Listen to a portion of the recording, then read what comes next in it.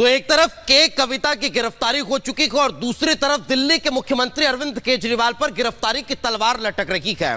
Connection दोनों का दिल्ली शराब घोटाला से नजर आ रहा है और यही कारण है कि अब एक की गिरफ्तारी के बाद पूछताछ होनी है और दूसरे से पूछताछ करने के लिए गिरफ्तारी की तलवार लटकती हुई नजर आ रही है। देखिए रिपोर्ट।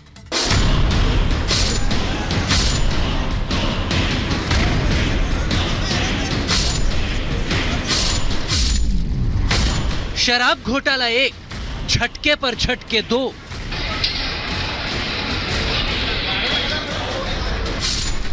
के कविता गिरफ्तार, क्या केजरीवाल अब की बार?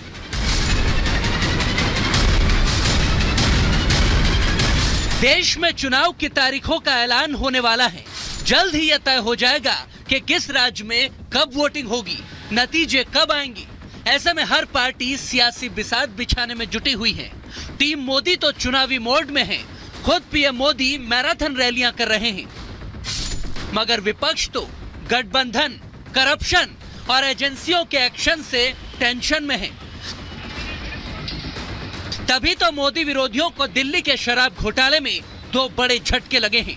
तेलंगाना के पूर्व मुख्यमंत्री केसीआर की बेटी के कविता को ईडी ने अरेस्ट कर लिया है, तो केजरीवाल को कोर्ट में पेश होना पड़ेगा, जिससे उनकी गिरफ्तारी की भी अटकलें लगने लगी हैं। दिल्ली के मुख्यमंत्री अरविंद केजरीवाल की मांग पर राउज एवेन्यू कोर्ट ने ईडी के समन पर रोक लगाने से इनकार कर दिया है और अरविंद केजरीवाल की याचिका खारिज कर दी। अदालत ने केजरीवाल को ईडी के समन को नजरअंदाज करने के मामले में व्यक्तिगत उपस्थिति से छूट पाने के लिए मजिस्ट्रेट के पास जाने को कहा है। यानी अब केजरीवाल को कोर्ट में पेश होना ही पड़ेगा। इस मुद्दे पर अब सियासत भी शुरू हो चुकी है। दिल्ली की राउज एवेन्यू कोर्ट ने भी अरविंद केजरीवाल जी के अपील को रद्द कर दिया है। माननीय सेशन कोर्ट का मानना है कि जो मजिस्ट्रेट ने समन किया है अरविंद केजरीवाल जी को शराब घोटाले में ईडी की कंप्लेंट के ऊपर, वो बिल्कुल ठीक है, वो एज पर दी लॉ है, कानून के तहत है और अरविंद केजरीवाल जी को ईडी के इस कंप्लेंट के ऊपर मजिस्ट्रेट के सामने पेश होना पड़ेगा। देखिए, मेरा ये मानना है कि 10 साल से जो नकाब भारतीय जनता पार्टी ने पहना हुआ था, वो इस इलेक्टोरल बॉन्ड से वो नकाब उतर गया है और इस चुनाव में इन इलेक्टोरल बॉन्ड्स का बहुत बड़ा असर होने वाला है। पार्टी तैयार है चुनाव के लिए? बिल्कुल, हम पूरी तरह से तैयार हैं। हमारे मुख्यमंत्री दिल्ली और पंजाब में तो चुनाव अभियान की शुरुआत कर चुके हैं। दिल्ली शराब घोटाले में पहले मनीष सिसोदिया और संजय सिंह की गिरफ्तारी हुई, उसके बाद अब केजरीवाल पर आंच आ गई, तो उधर केसीआर की बेटी और बीआरएस की नेता के कविता तो गिरफ्तार हो चुकी हैं। ईडी ने हैदराबाद में करीब 8 घंटे की छापेमारी के बाद कविता के खिलाफ गिरफ्तारी की कार्रवाई की। सुबह से ही एजेंसी की टीम हैदराबाद पहुंच गई थी और दिन भर हलचल चलती रही। आखिरकार इस मामले में के कविता पर बड़ा एक्शन हुआ, जिसको लेकर बीजेपी ने बीआरएस को घेरा है। एक्स मुख्यमंत्री केसीआर की बेटी जो कि एमएलसी है, वो तो अरेस्ट होना ही था, क्योंकि ये मोदी काल है और मोदी काल में कोई भी करप्शन करने वाला बच नहीं सकता।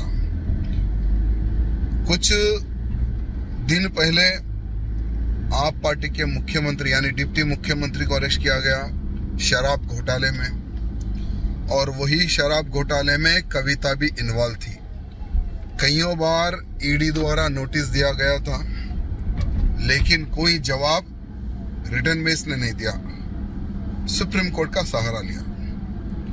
आज नहीं तो कल कविता को अरेस्ट करना ही था, सो आज कविता को अरेस्ट किया गया। बीजेपी हमलावर है तो बीआरएस डिफेंसिव मोड में है, लेकिन दिल्ली शराब घोटाला केस में ये कार्रवाई के पीछे की कहानी क्या है, अब ये भी आपको बता देते हैं। दरअसल ईडी ने गुरुग्राम से कारोबारी अमित अरोड़ा को नवंबर 2022 में गिरफ्तार किया था। ईडी के मुताबिक अमित ने अपने बयानों में बीआरएस की नेता के कविता का नाम लिया था। जांच एजेंसी ने यह भी दावा किया कि कविता साउथ ग्रुप नाम की एक शराब लॉबी की एक मुख्य लीडर थी। उन्होंने दिल्ली में आम आदमी पार्टी सरकार के नेताओं को करीब 100 करोड़ रुपए का भुगतान करवाया है। इसके बाद ईडी ने अपनी जांच में मार्च 2023 में के कविता का नाम शामिल कर लिया। ईडी ने अपनी जांच को लेकर कोर्ट में कुछ दस्तावेज भी रखे। इसमें के कविता का नाम शामिल था और ये दस्तावेज कोर्ट में पेश किए गए। इस दौरान हैदराबाद के व्यवसायी अरुण पिल्लई को हिरासत में लिया गया था। अरुण को के कविता का करीबी माना जाता है और इसी व्यवसायी अरुण पिल्लई ने आम आदमी पार्टी की सरकार के नेताओं को करीब 100 करोड़ रुपए भेजे थे। ईडी ने यह भी दावा किया था कि शराब नीति में बदलाव के लिए अरुण पिल्लई ने के कविता के कहने पर यह पैसा आम आदमी पार्टी सरकार को पहुंचाया। ईडी ने इस मामले में एक और शराब कारोबारी अमनदीप ढल को भी अरेस्ट कर लिया। अब कविता अरेस्ट हो चुकी हैं, तो क्या आगे केजरीवाल का भी नंबर आने वाला है? करप्शन के जाल और समन के दायरे में तो वैसे इंडिया अलायंस के कई नेता हैं। सीबीआई और ईडी जैसी चीज नहीं है, वो बीजेपी का औजार है, वो बीजेपी के कंट्रोल में। जो हमारे इंस्टीट्यूशंस हुआ करते थे, वो आज इंस्टीट्यूशंस हिंदुस्तान के नहीं है। चाहे वो इलेक्शन कमीशन हो, चाहे वो सीबीआई हो, ईडी हो, ये सब हो, ये अब बीजेपी और आरएसएस के हथियार हैं। तो उनको ये भी सोचना चाहिए, ये जो सब कर रहे हैं, कि किसी ना किसी दिन बीजेपी की सरकार बदलेगी और फिर कार्रवाई होगी। विपक्ष के नेताओं को बदनाम करने के लिए, उनको डराने के लिए और उनकी छवि जनता में खत्म हो जाए, खराब हो जाए, उन एजेंसियों का इस्तेमाल करते थे और वही एजेंसियों का इस्तेमाल कर रहे हैं बड़े बड़े उद्योगपतियों से वसूलने के लिए। चुनाव से पहले ये जो बातें आई हैं, ये जनता इस बार भारतीय जनता पार्टी को उखाड़ फेंकेंगे। चुनावी मैदान में भले ही अखिलेश और राहुल के गठबंधन के साथ केसीआर ना हो, मगर ईडी एक्शन पर पूरा विपक्ष साथ खड़ा हो जाता है। के कविता पर कार्रवाई की खबर मिलते ही केसीआर भी उनके घर पहुंचे, मगर आरोप है कि उन्हें मिलने की इजाजत नहीं दी गई।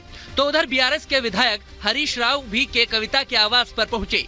कई कार्यकर्ता और समर्थक भी कविता पर एक्शन के खिलाफ हंगामा करते रहे, मगर ईडी ने अपनी कार्रवाई जारी रखी। बीआरएस एमएलसी के कविता के आवास के अंदर कार्रवाई के दौरान का एक वीडियो सामने आया, जिसमें ईडी और बीआरएस के नेता केटीआर राव के बीच तीखी नोकझोंक चल रही है। बीआरएस कार्यकर्ता ने सोशल मीडिया पर यह वीडियो शेयर किया है।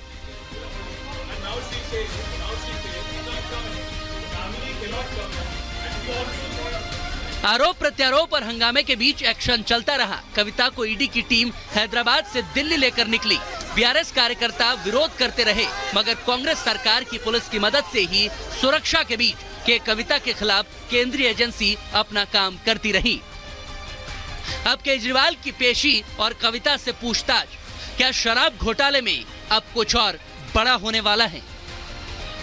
Bureau report, Republic Bharat.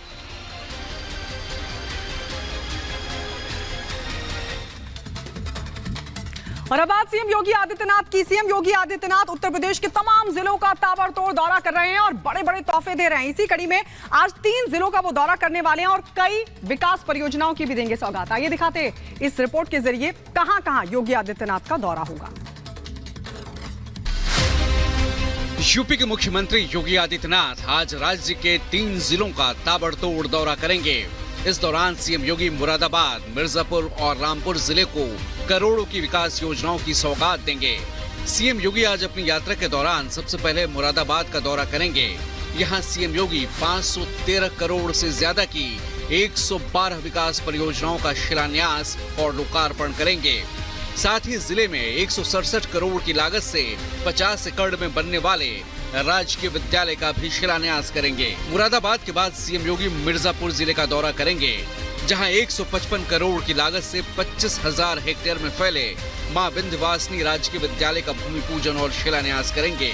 दोपहर 1 बजे सीएम योगी रामपुर जिले में 610 करोड़ की 84 विकास परियोजनाओं का लोकार्पण और शिलान्यास करेंगे। वहीं सीएम योगी के ताबड़तोड़ दौरे को लेकर प्रशासनिक अमला भी जुटा है और तैयारियों